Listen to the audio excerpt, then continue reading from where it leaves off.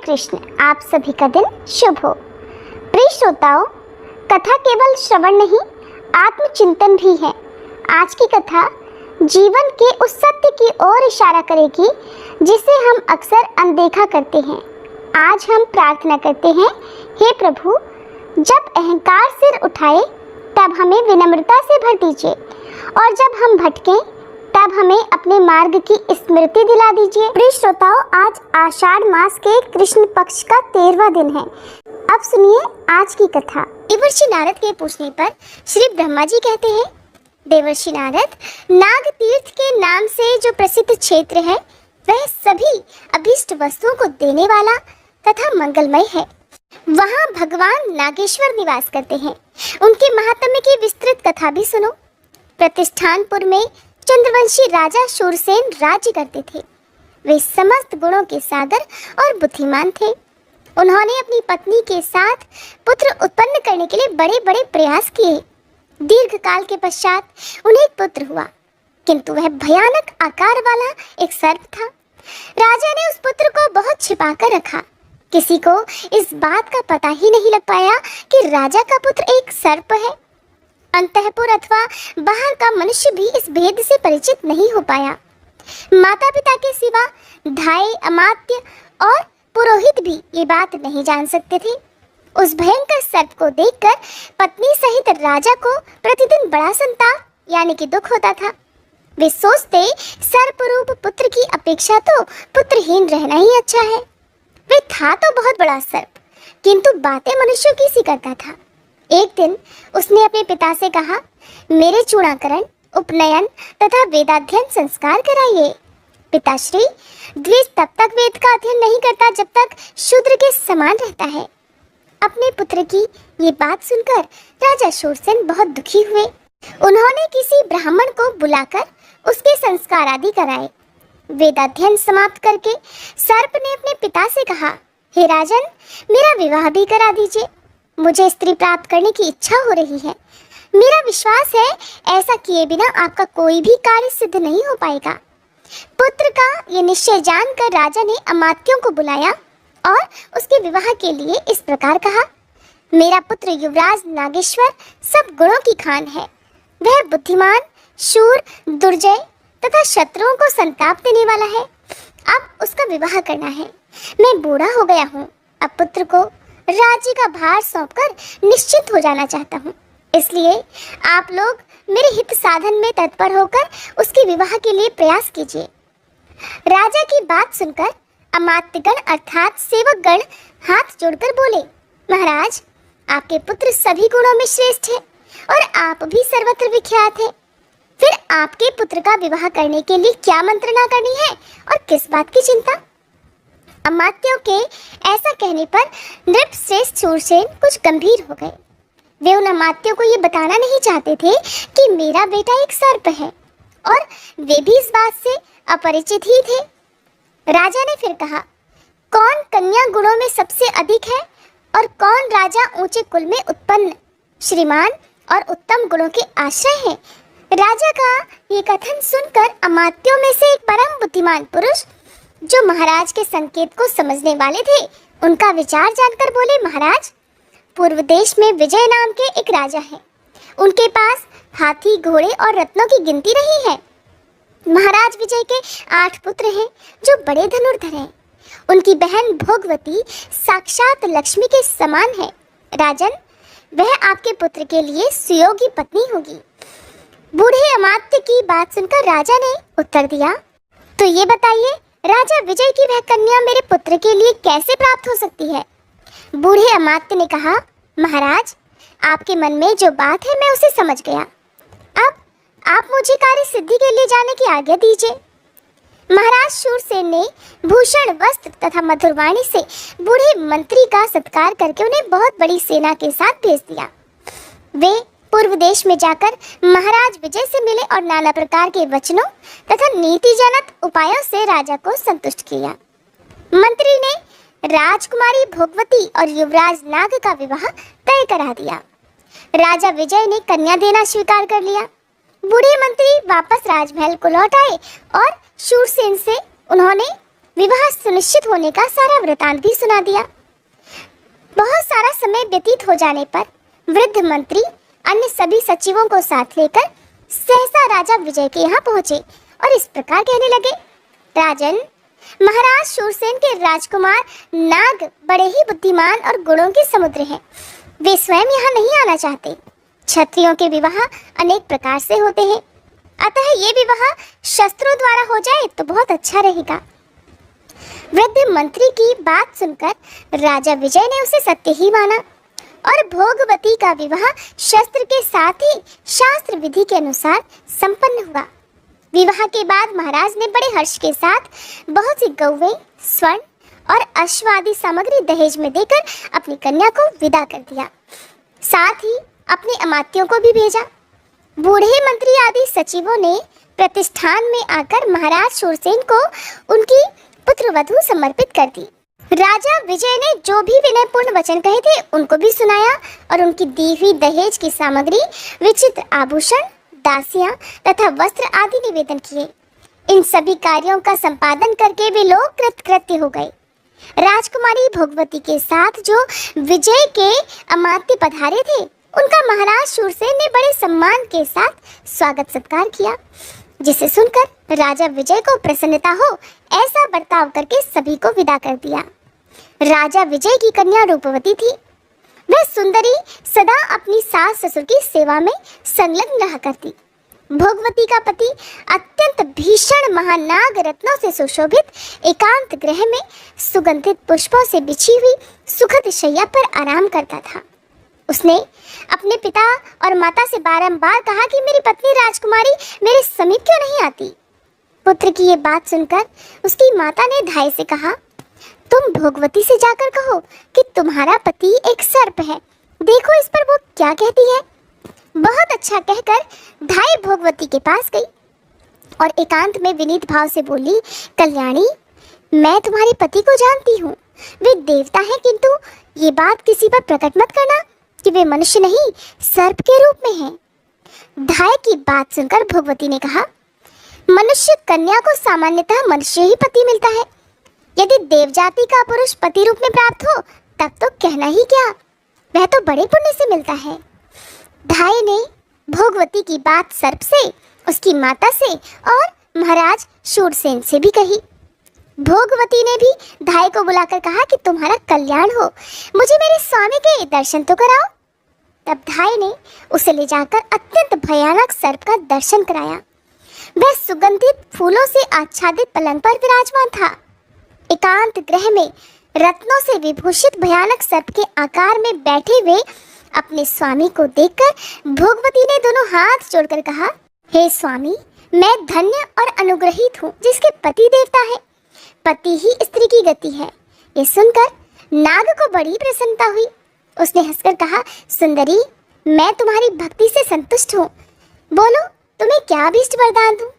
तुम्हारे अनुग्रह से मेरी संपूर्ण स्मरण शक्ति जाग उठी है। मुझे पिनाकधारी देवाधिदेव भगवान शंकर ने शाप दिया है। शेष नाग का पुत्र महाबलवान नाग जो भगवान शंकर के हाथ का कंकड़ बना रहता है, वही मैं तुम्हारा पति हूँ और तुम भी वही पूर्व जन्म की मेरी पत्नी भोगवती हो। एक दिन भगवान शंकर एकांत में पार्वती जी के साथ बैठे थे। वहाँ पार्वती जी ने एक बात कही जिसे सुनकर भगवान शिव ठठाकर हंस पड़े। उस समय मुझे भी हंसी आ गई, जिससे कुपित होकर भगवान ने मुझे ये श्राप दे डाला कि तू मनुष्य योनि में सर्प रूप से जन्म लेकर ज्ञानी होगा। कल्याणी, ये शाप सुनकर तुमने और मैंने भी भगवान को प्रसन्न करने की बहुत चेष्टा की। तब उन्होंने कहा, जब तुम गौतमी के तट पर मेरा पूजन करोगे और मैं तुम्हारे अंतःकरण में ज्ञान का आधान करूंगा, उस समय तुम भोगवती के प्रसाद से शाप मुक्त हो जाओगे। इसलिए मुझ पर यह संकट आया है। तुम अब मुझे गौतमी के तट पर ले चलो और मेरे साथ ही भगवान की पूजा करो। इससे मेरा शाप छूट जाएगा और फिर हम दोनों पुनः भगवान शिव का सानिध्य प्राप्त कर लेंगे। कष्ट में पड़े हुए समस्त प्राणियों के लिए सदा भगवान शिव ही परम गति है। पति की ये बात सुनकर भोगवती उन्हें अपने साथ लेकर गौतमी तट पर गई और वहां गौतमी में स्नान करके उसने शिव का पूजन किया। जिससे प्रसन्न होकर भगवान ने उस सर्प को दिव्य रूप प्रदान किया। तब वह अपने माता पिता से पूछकर शिवलोक में जाने को तत्पर हुआ। ये जानकर पिता ने कहा, बेटा, तुम एक ही मेरे पुत्र और युवराज हो, इसलिए समस्त राज्य का पालन करो और बहुत से पुत्र उत्पन्न करके मेरे स्वर्ग गमन के पश्चात शिवलोक में जाओ। पिता का ये कथन सुनकर नागराज ने कहा, अच्छा पिताजी, मैं बिल्कुल ऐसा ही करूँगा। फिर वे इच्छानुसार रूप धारण करके अपनी पत्नी के साथ ही रहने लगे। पिता, माता और पुत्रों के साथ उन्होंने उस विशाल राज्य का उपभोग किया और जब पिता स्वर्गलोक को चले गए तब अपने पुत्रों को राज्य पर बिठाकर वे पत्नी और अमात्य आदि के साथ शिवपुर में गए। तब से वह तीर्थ नाग तीर्थ के नाम से विख्यात हुआ। वहाँ भोगवती के द्वारा स्थापित भगवान नागेश्वर निवास करते हैं। उस तीर्थ में किया हुआ स्नान और दान सभी प्रकार के तीर्थों का फल देने वाला है। श्री ब्रह्मा जी कहते हैं, हे मुनि, गौतमी नदी के तट पर मात्र तीर्थ के नाम से जो विख्यात उत्तम तीर्थ है वह मनुष्यों को सभी प्रकार की सिद्धि देने वाला है। जीव उसके स्मरण मात्र से ही समस्त मानसिक चिंताओं से मुक्त हो जाता है। पूर्व काल में देवताओं और असुरों के बीच बड़ा भयंकर संग्राम छिड़ा था। उस समय देवतागण दानवों को परास्त नहीं कर सके। तब मैं सभी देवताओं के साथ शूलपाणी भगवान शंकर के पास गया और हाथ जोड़कर नाना प्रकार के वाक्यों द्वारा उनका स्तवन करने लगा। हे महेश, जिस समय संपूर्ण देवताओं और असुरों ने एक दूसरे से सलाह करके समुद्र का मंथन किया और उसमें से एक कालकूट विष निकला, उसका पान कर लेने में आपके सिवा भला दूसरा कौन समर्थ हो सकता था?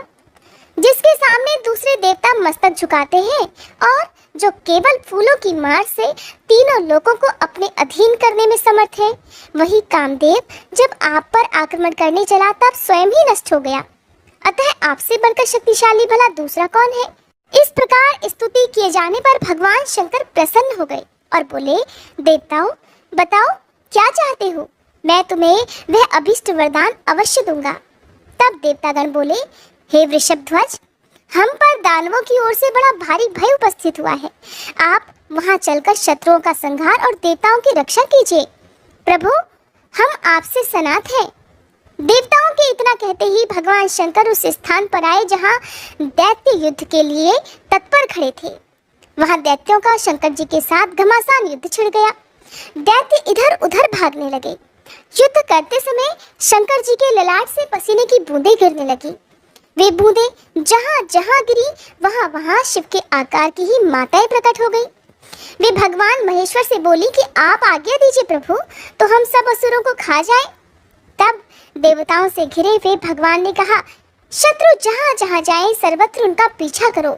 इस समय वे मेरे डर से रसातल में जा पहुंचे हैं, तुम भी रसातल तक उनके पीछे पीछे जाओ। ये आज्ञा पाकर सभी माताएं पृथ्वी छेद कर रसातल में पहुंच गई और अत्यंत भयंकर दैत्यों तथा दानवों का संहार करके फिर उसी मार्ग से देवताओं के पास लौट आई। माताओं के जाने से लौटने तक देवता गौतमी के तट पर खड़े रहे। लौटने पर देवताओं ने माताओं को वर दिया, संसार में जिस प्रकार शिव की पूजा होती है उसी प्रकार माताओं की भी हो। ऐसा कहकर देवतागण अंतर्ध्यान हो गए और माताएं वहीं रह गईं। जहां जहां वे देवियां स्थित हुई वह सब स्थान मात्र तीर्थ माना जाता है। वे सभी तीर्थ देवताओं के लिए भी सेव्य हैं और फिर मनुष्यों आदि के लिए तो बात ही क्या है।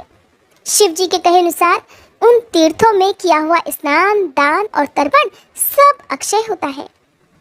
जो मनुष्य मात्र तीर्थों के इस उपाख्यान को प्रतिदिन सुनता, स्मरण रखता और पढ़ता है वह दीर्घायु और सुखी होता है। हरे कृष्ण। आज के अध्याय में बस इतना ही।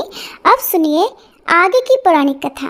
भगवान श्री राम जी कहते हैं कि पिताजी की आज्ञा से मैंने सीता जी को स्वीकार किया। उसके बाद महाराज ने मुझसे कहा कि बेटा अब अयोध्या को जाओ। श्री रामचंद्र जी जब इस प्रकार बात कर रहे थे, पुष्पक विमान वहीं पर ठहरा रहा। उसी समय प्रधान राक्षसों ने जो वहां पर उपस्थित थे तुरंत ही विभीषण के पास जाकर बड़ी प्रसन्नता से कहा कि राक्षस राज, सुग्रीव के साथ भगवान श्री राम जी पधारे हैं। उनके साथ उन्हीं किसी आकृति वाले एक दूसरे पुरुष भी हैं। श्री राम जी नगर के समीप आ गए हैं ये समाचार सुनकर विभीषण ने उन दूतों का जो प्रिय संवाद सुनाने वाले थे विशेष सत्कार किया और उन्हें धन देकर उनके सभी मनोरथ पूरे किए। फिर लंकापुरी को सजाने की आज्ञा देकर वे अपने मंत्रियों के साथ बाहर निकले। मेरु पर्वत पर उदय हुए सूर्य की तरह भगवान श्री राम जी को विमान पर बैठे देख विभीषण ने उन्हें साष्टांग प्रणाम किया और कहा, भगवान, आज मेरा जन्म सफल हुआ, मेरे सभी मनोरथ पूर्ण हो गए, क्योंकि आज मुझे आपके विश्ववंद्य चरणों का दर्शन जो मिला है। इस प्रकार श्री रघुनाथ जी का अभिवादन करके वे भरत और सुग्रीव से भी गले लगकर मिले। इसके बाद उन्होंने स्वर्ग से भी बढ़कर सुशोभित लंकापुरी में सबको प्रवेश कराया और सब प्रकार के रत्नों से सुशोभित रावण के जगमगाते हुए भवन में उन्हें ठहराया। जब श्री राम जी आसन पर विराजमान हो गए तब विभीषण ने अर्घ्य निवेदन करके हाथ जोड़कर सुग्रीव और भरत से कहा कि यहाँ पधारे हुए भगवान श्री राम जी को भेंट करने योग्य कोई वस्तु मेरे पास नहीं है। ये लंकापुरी तो स्वयं भगवान ने ही त्रिलोकी के लिए कंटक रूप पापी शत्रु को मारकर मुझे प्रदान की है। ये पुरी ही नहीं बल्कि ये स्त्रियां, ये पुत्र और स्वयं मैं, ये सब कुछ भगवान की सेवा में अर्पित है। भगवान, आपको नमस्कार है, आप इसे स्वीकार करें। इसके बाद राजा विभीषण का मंत्रिमंडल और लंका के निवासी श्री राम जी के दर्शन के लिए उत्सुक होकर वहां आए और विभीषण से बोले, प्रभु, हमें भी श्री राम जी का दर्शन करा दीजिए। विभीषण ने महाराज श्री राम जी से उनका परिचय कराया और श्री राम जी की आज्ञा से भरत ने उन राक्षस पतियों के द्वारा भेंट में दिए हुए धन और रत्न राशि को ग्रहण किया। इस प्रकार राक्षस राज के भवन में श्री रघुनाथ जी ने 3 दिन तक निवास किया। चौथे दिन जब श्री राम जी राजसभा में विराजमान थे, राजमाता कैकसी ने विभीषण से कहा, बेटा, मैं भी अपनी बहुओं के साथ चलकर श्री राम जी का दर्शन करूंगी, तुम उन्हें सूचना दे दो। ये महाभाग श्री रघुनाथ जी 4 मूर्तियों में प्रकट हुए सनातन भगवान श्री विष्णु हैं और परम सौभाग्यवती सीता जी साक्षात लक्ष्मी है। तुम्हारा बड़ा भाई उनके स्वरूप को नहीं पहचान पाया था। तुम्हारे पिता ने देवताओं के सामने पहले ही कह दिया था कि भगवान श्री विष्णु रघुकुल में राजा दशरथ के पुत्र रूप से अवतार लेंगे। वे ही दशग्रीव रावण का विनाश करेंगे। विभीषण ने कहा, माँ, तुम रघुनाथ जी के समीप अवश्य जाओ, मैं पहले जाकर उन्हें सूचना दे देता हूँ। ऐसा कहकर विभीषण जहाँ श्री राम जी थे वहां पर गए और वहां भगवान का दर्शन करने के लिए आए हुए सब लोगों को विदा करके उन्होंने सभा भवन को सर्वथा एकांत बना दिया। फिर श्री राम जी के सम्मुख खड़े होकर कहा, महाराज, मेरा निवेदन सुनिए। रावण को, कुंभकर्ण को और मुझको जन्म देने वाली मेरी माता कैकसी आपके चरणों का दर्शन चाहती हैं। प्रभु, आप कृपा करके उन्हें दर्शन दीजिए। श्री राम जी कहने लगे, राक्षस राज, तुम्हारी माता मेरी भी तो माता ही है। मैं माता का दर्शन करने की इच्छा से खुद ही उनके पास चलूंगा। तुम जल्दी मेरे आगे आगे चलो। ऐसा कहकर वे सिंहासन से उठे और चल पड़े। कैकसी के पास पहुंचकर उन्होंने मस्तक पर अंजलि बांधकर उसे प्रणाम करते हुए कहा, देवी, मैं आपको प्रणाम करता हूँ। मित्र माता होने के कारण आप धर्मतः मेरी माता हैं। जैसे कौशल्या मेरी माता है, उसी प्रकार आप भी हैं। कैकसी बोली, वत्स, तुम्हारी जय हो, तुम चिरकाल तक जीवित रहो। वीर, मेरे पति ने कहा था कि भगवान श्री विष्णु देवताओं का हित करने के लिए रघुकुल में मनुष्य रूप से अवतार लेंगे। वे रावण का विनाश करके विभीषण को राज्य प्रदान करेंगे। वे दशरथ नंदन श्री राम बाली का वध और समुद्र पर पुल बांधने आदि का कार्य भी करेंगे। इस समय स्वामी के वचनों का स्मरण करके मैंने आपको पहचान लिया। सीता जी लक्ष्मी जी हैं, आप श्री विष्णु हो और ये वानर देवतागण हैं। अच्छा बेटा, तुम्हें अमर यश प्राप्त हो। विभीषण की पत्नी शर्मा ने कहा, भगवान, यही अशोक वाटिका में आपकी प्रिया श्री जानकी जी की मैंने पूरे 1 वर्ष तक सेवा की थी। वे मेरी सेवा से यहाँ सुखपूर्वक रही हैं। परम तप मैं प्रतिदिन श्री सीता जी के चरणों का स्मरण करती हूँ।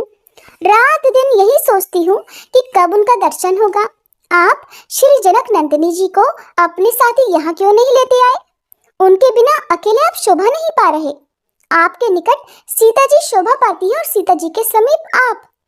जब शर्मा इस प्रकार बात कर रही थी, उस समय भरत जी मन ही मन सोचने लगे ये कौन स्त्री है जो श्री रघुनाथ जी से बात कर रही है? श्री राम जी भरत के मन की बात जान गए। तब वे तुरंत ही बोले, ये विभीषण की पत्नी है और इनका नाम शर्मा है। ये सीता जी की प्रिय सखी भी है, वे भी इन्हें बहुत मानती है। ऐसा कहकर वे शर्मा से बोले, कल्याणी अब तुम भी जाओ और अपने पति के घर की रक्षा करो। इस प्रकार सीता जी की प्यारी सखी शर्मा को विदा करके श्री राम जी ने विभीषण से कहा, निष्पाप विभीषण, तुम सदा देवताओं का प्रिय कार्य करना, कभी उनका अपराध मत करना। तुम्हें देवराज की आज्ञा अनुसार ही चलना चाहिए। अगर लंका में किसी तरह कोई मनुष्य चला आए तो राक्षसों को उसका वध नहीं करना चाहिए, बल्कि मेरी ही तरह उसका भी स्वागत सत्कार करना चाहिए। विभीषण ने कहा, राजन, आपकी आज्ञा के अनुसार ही मैं ये सारा कार्य करूंगा। विभीषण जब इस प्रकार कह रहे थे, उसी समय वायु देवता ने आकर श्री राम जी से कहा, महाभाग, यह भगवान श्री विष्णु जी की वामन मूर्ति है, जिसने पूर्व समय में राजा बलि को बांधा था। आप उसे ले जाइए और कानिकुब्ज देश में स्थापित कर दीजिए। वायु देवता जी के प्रस्ताव में श्री राम जी की सम्मति जान विभीषण ने श्री वामन भगवान के विग्रह को सब प्रकार के रत्नों से विभूषित किया और लाकर भगवान श्री राम जी को समर्पित कर दिया। फिर इस प्रकार कहने लगे, हे रघुनंदन, जिस समय मेघनाद ने इंद्र को परास्त किया था, उस समय विजय चिन्ह के रूप में वह इस वामन मूर्ति को इंद्रलोक से उठा लाया था। देव देव, अब आप इन भगवान को ले जाइए और यथास्थान इन्हें स्थापित कर दीजिए। तब तथास्तु कहकर श्री रघुनाथ जी पुष्पक विमान पर आरूढ़ हुए। उनके पीछे असंख्य धन, रत्न और देव श्रेष्ठ वामन जी को लेकर सुग्रीव और भरत भी विमान पर चढ़ गए। आकाश में जाते समय श्री राम जी ने विभीषण से कहा, तुम यहीं रहो। ये सुनकर विभीषण ने श्री राम जी से कहा, प्रभु, आपने मुझे जो जो आज्ञाएं दी हैं, मैं उन सब का पालन करूंगा। परंतु महाराज, इस सेतु के मार्ग से पृथ्वी के समस्त मानव यहाँ आकर मुझे सताया करेंगे। अब आप ही बताइए, ऐसी परिस्थिति में मुझे क्या करना चाहिए? विभीषण की बात सुनकर श्री रघुनाथ जी ने हाथ में धनुष लेकर उस सेतु के 2 टुकड़े कर दिए, फिर 3 विभाग करके बीच का 10 योजन उड़ा दिया। इसके बाद एक स्थान पर 1 योजन और तोड़ दिया। इसके बाद वेलावन, जो कि वर्तमान में रामेश्वर क्षेत्र में है, पहुंचकर श्री राम जी ने श्री रामेश्वर के नाम से देवाधिदेव महादेव जी की स्थापना की और उनका विधिवत पूजन किया। तब उनसे प्रसन्न होकर भगवान रुद्र बोले, रघुनंदन, मैं इस समय यहाँ साक्षात रूप से विराजमान हूँ। जब तक ये संसार, ये पृथ्वी और ये आपका सेतु कायम रहेगा, तब तक मैं भी यहाँ स्थिरता पूर्वक निवास करूंगा। श्री राम जी ने कहा, भक्तों को अभय करने वाले हे देव देवेश्वर, आपको नमस्कार है। दक्ष यज्ञ का विध्वंस करने वाले गौरीपते, आपको नमस्कार है। आप ही शर्व, भव और वरद आदि नामों से प्रसिद्ध हैं, आपको नमस्कार है। आप पशुओं के स्वामी, नित्य उग्र स्वरूप और जटाजूट धारण करने वाले हैं, आपको नमस्कार है। आप ही महादेव, भीम और त्र्यंबक अर्थात त्रिनेत्रधारी कहलाते हैं, आपको नमस्कार है। प्रजापालक, सबके ईश्वर, भग देवताओं के नेत्र फोड़ने वाले और अंधकासुर का वध करने वाले भी आप ही हैं, आपको नमस्कार है। आप नीलकंठ, भीम, वेदा ब्रह्मा जी के द्वारा स्तुत कुमार कार्तिकेय के शत्रु का विनाश करने वाले, कुमार को जन्म देने वाले, विलोहित, धूम्र, शिव, क्रथन, नीलशिखंड, शूली, दिव्यशाई, उग्र और त्रिनेत्र आदि नामों से प्रसिद्ध हैं। सोना और धन आपका वीर्य है, आपका स्वरूप किसी के चिंतन में नहीं आ सकता। आप देवी पार्वती के स्वामी हैं। संपूर्ण देवता आपकी स्तुति करते हैं। आप शरण लेने योग्य, कामना करने योग्य और साध्योजात नाम से प्रसिद्ध हैं। प्रभु, आपको नमस्कार है। आपकी ध्वजा में वृषभ का चिन्ह है। आप मुंडित भी हैं और जटाधारी भी। आप ब्रह्मचर्य व्रत का पालन करने वाले, तपस्वी, शांत, ब्राह्मण भक्त, जय स्वरूप, विश्व के आत्मा, संसार की सृष्टि करने वाले और संपूर्ण विश्व को व्याप्त करके स्थित हैं, आपको नमस्कार है। आप दिव्य स्वरूप, शरणागत का कष्ट दूर करने वाले, भक्तों पर सदा ही दया रखने वाले और विश्व के तेज और मन में व्याप्त रहने वाले हैं, आपको बारंबार नमस्कार है। पुलत्स्य जी कहते हैं, इस प्रकार स्तुति करने पर देवाधिदेव महादेव जी ने अपने सामने खड़े हुए श्री राम जी से कहा, रघुनंदन, आपका कल्याण हो। कमल नयन परमेश्वर, आप देवताओं के भी आराध्य और सनातन पुरुष हैं। नर रूप में छुपे हुए साक्षात श्री नारायण हैं, इसमें बिल्कुल भी संदेह नहीं। देवताओं का कार्य सिद्ध करने के लिए ही आपने अवतार ग्रहण किया था, सो अब इस अवतार का सारा कार्य आपने पूरा कर दिया है। आपके बनाए हुए मेरे इस स्थान पर समुद्र के समीप आकर जो मनुष्य मेरा दर्शन करेंगे, वे अगर महापापी होंगे तब भी उनके सारे पाप नष्ट हो जाएंगे। ब्रह्म हत्या आदि जो कोई भी घोर पाप हैं, वे मेरे दर्शन मात्र से ही नष्ट हो जाते हैं, इसमें संदेह करने की भी कोई बात नहीं है। अच्छा, अब आप जाइए और गंगा जी के तट पर भगवान श्री वामन की स्थापना कीजिए। पृथ्वी के 8 भाग करके उन्हें पुत्रों को सौंप दीजिए और स्वयं अपने परम धाम को पधारिए। भगवान, आपको नमस्कार है। इसके बाद श्री राम जी भगवान शंकर को प्रणाम करके वहां से चल दिए। ऊपर ही ऊपर जब वे पुष्कर तीर्थ के सामने पहुंचे तो उनके विमान की गति रुक गई। अब वह विमान आगे नहीं बढ़ पाता था।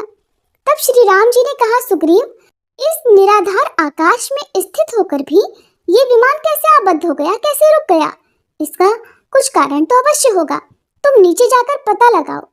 श्री रघुनाथ जी की आज्ञा अनुसार सुग्रीव विमान से उतरकर जब पृथ्वी पर आए तो क्या देखते हैं कि देवताओं, सिद्धों और ब्रह्म ऋषियों के समुदाय के साथ चारों वेदों से युक्त भगवान ब्रह्मा जी विराजमान हैं। ये देखकर वे विमान पर जाकर श्री राम जी से बोले, भगवान, यहाँ तो समस्त लोकों के पितामह ब्रह्मा जी लोकपालों, वसुओं, आदित्यों और मरुतगणों के साथ विराजमान हैं, इसलिए पुष्पक विमान उन्हें लांघकर आगे नहीं जा पा रहा। तब श्री राम जी सुवर्ण भूषित पुष्पक विमान से उतरे और देवी गायत्री के साथ बैठे हुए भगवान ब्रह्मा जी को साष्टांग प्रणाम किया। इसके बाद वे प्रणत भाव से उनकी स्तुति करने लगे। श्री राम जी के द्वारा स्तुति किए जाने के बाद विनीत भाव से खड़े हुए श्री राम जी का हाथ पकड़कर ब्रह्मा जी बोले कि रघुनंदन, आप साक्षात श्री विष्णु हैं। देवताओं का कार्य करने के लिए ही आप इस पृथ्वी पर मनुष्य रूप में अवतीर्ण हुए हैं। प्रभु, अब आप देवताओं का संपूर्ण कार्य कर चुके हैं। आप गंगा जी के दक्षिण किनारे श्री वामन भगवान की प्रतिमा को स्थापित करके आप अयोध्यापुरी को लौट जाइए और वहां से परम धाम को सिधारिए। महादेव जी के बाद ब्रह्मा जी से भी आज्ञा पाकर श्री रामचंद्र जी ने उन्हें प्रणाम किया और पुष्पक विमान पर चढ़कर वहां से मथुरापुरी की यात्रा की। वहां पुत्र और पत्नी सहित शत्रुघ्न जी से मिलकर श्री राम जी भरत और सुग्रीव के साथ बहुत संतुष्ट हुए। शत्रुघ्न ने भी अपने भाइयों को उपस्थित देख उनके चरणों में मस्तक झुकाकर प्रणाम किया।